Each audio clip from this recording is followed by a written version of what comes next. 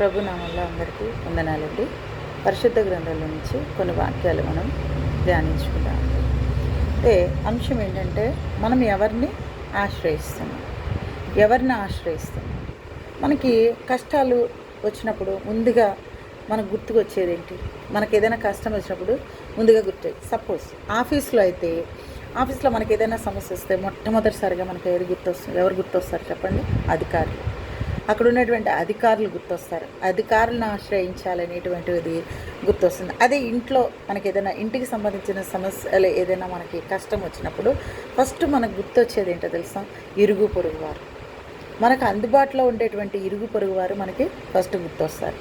తర్వాత ఒకవేళ మన దూరంగా ఉన్న ఎవరైనా ఉంటే వాళ్ళకి ఫోన్లో, అంటే పొద్దున్నుంచి సాయంకాలం వరకు మన సమస్యకి పరిష్కారం దొరకకపోయినా కూడా పొద్దున్నుంచి సాయంకాలం వరకు మనం ఏం చేస్తూ ఉంటాము? బయట వారినే ఆశ్రయిస్తూ ఉంటాం అన్నమాట. ఆఫీస్లో సమస్య వచ్చినప్పుడు అధికారుల మీద ఆధారపడి ఉంటాం, అధికారులని మనము ఆశ్రయిస్తాం. కానీ బైబిల్ వాక్యము అధికారులకు లోబడి ఉందమని చెప్పింది, కానీ ఆశ్రయించమని ఇక్కడ బైబిల్ వాక్యంలో లేదండి. బైబిల్ వాక్యం మనకి సెలవు ఇవ్వలేదండి. అలాగే ఇరుగు పొరుగు, మనకు సమస్య వచ్చినప్పుడు వెంటనే ఇరుగు పొరుగు వారి దగ్గరికి వెళ్తాం. కానీ బైబిల్ వాక్యం ఏమి చెప్తుందంటే, ఇరుగు పొరుగు వారికి నిన్ను వలే నీ ఇరుగు పొరుగు వారిని ప్రేమించమనుంది, నీ పొరుగు వారిని ప్రేమించమనుంది. అంతేకాని వాళ్ళని ఆశ్రయించమనేసి ఎక్కడ లేదండి. కానీ మనం ఏం చేస్తామంటే, ప్రేమించడం పక్కన పెట్టేసి ఏం చేస్తామంటే ఆశ్రయిస్తామండి. దేవుని వాక్యం ఏమి సెలవిస్తుందంటే, నిన్ను వల్లే నీ పొరుగువారిని ప్రేమించమని చెప్తే, మనకు సమస్య వచ్చినప్పుడు మన పొరుగువారిని మనం ఆశ్రయిస్తాం. అలాగే అధికారులకి లోబడి ఉండమని చెప్తే, అధికారులకి లోబడి ఉండడం మానేసి ఏం చేస్తామంటే సమస్య వచ్చినప్పుడు వాళ్ళని ఆశ్రయిస్తూ ఉంటాం అన్నమాట.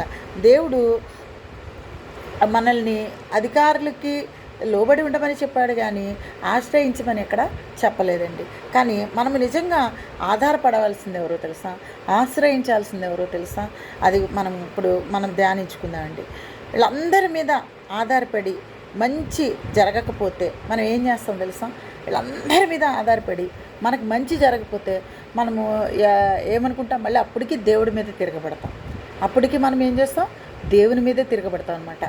దేవుడి మీద తిరగబడి, దేవుడు చూసావా నాకు ఇలా చేస్తాడు, అలా చేస్తాడు. ఈ సందర్భంలో మనకి ఎవరు గుర్తొస్తున్నారంటే నయోమి గుర్తొస్తుందండి.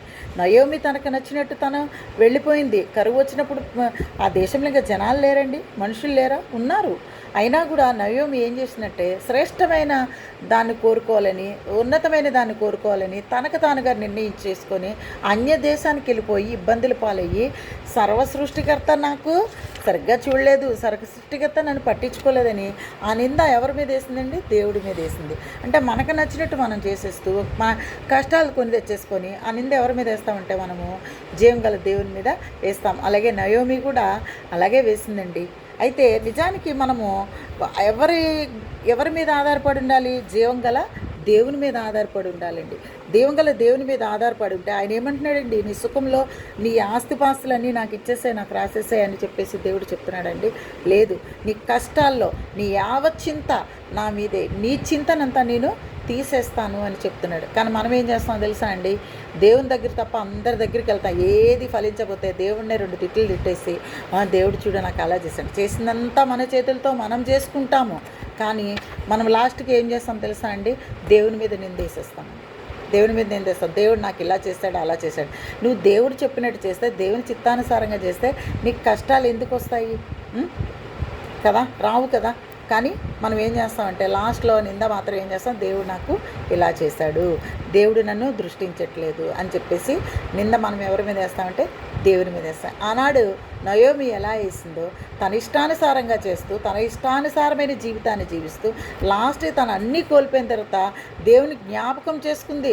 ఏ రకంగా జ్ఞాపకం చేసుకుంది? సర్వసృష్టికర్త నాకు ఇదిగో ఇలా చేసేసాడు, నాకు దుఃఖాన్ని ఇచ్చాడు, నాకు ఈ దుఃఖాన్ని తీసేసి మారా అని, చేదు అని పేరు పెట్టండి అని చెప్పేసి తనకు తాను తిట్టుకుందనమాట.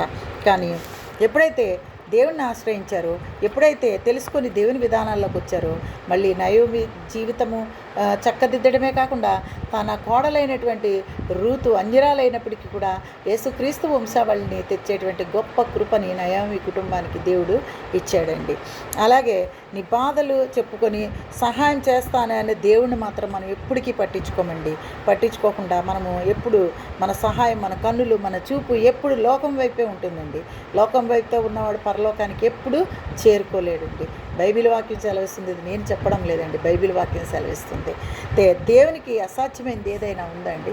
దేవునికి ఏదైనా ఇది జరగదు అనేది ఏమన్నా ఉందండి? సర్వసృష్టిని సృష్టించినటువంటి జీవాధిపతి అండి, ఆయనకి అసాధ్యమైనది ఏముందండి? కానీ నీ చిన్న సమస్య ఆయనకి నీ సముద్రంలో ఒక ఇసుక రేణువు అంత కూడా కాదండి. ఆయన నిన్ను దృష్టించి చూస్తున్నాడు, ఎల్లప్పుడూ నీ వైపు చూస్తున్నాడు. కానీ మనం ఏం చేస్తున్నామంటే ఎల్లప్పుడూ లోకం వైపు చూస్తున్నాం కాబట్టి మన సమస్యకి పరిష్కారము దొరకడం లేదండి. మనం ఎవరి మీద ఆధారపడాలి? దేవుని మీద ఆధారపడినట్లయితే దేవుడు మనకి సమస్తాన్ని చేస్తాడండి. అయితే ఆయన మనకు సహాయకుడు, దేవుడు మనకు సహాయకుడు, విమోచకుడు, రక్షకుడు. ఇంకా మనకి ఆయన మనకి చేస్తాడో అవన్నీ దేవుడై ఉన్నాడండి. దేవుని మీద ఆధారపడి ఉన్నప్పుడు దేవుడు మనకి సమస్తాన్ని కార్యాన్ని చేస్తాడండి. ఎవరి మీద మనం ఆధారపడాలంటే జీవం గల దేవుని మీద ఆధారపడాలండి. నువ్వు పూర్తిగా నమ్మకం పెట్టుకోవాలి. ఇప్పుడు బయటికి వెళ్ళేటప్పుడు నువ్వు జాగ్రత్తగా వెళ్ళాలని చేస్తావు, జాగ్రత్తగా వెళ్ళాలని ప్రార్థన చేసినప్పుడు నమ్మకం ఉంచాలంతే. నువ్వు ఎంత ప్రార్థన చేస్తావు అంతే జాగ్రత్తగా ఇంటికి వస్తావు. అదే అనమాట. ఈ చిన్న వాక్యాన్ని నన్ను నేను హెచ్చరించుకుంటూ మిమ్మల్ని హెచ్చరిస్తూ ముగిస్తున్నాను. వందనాలు.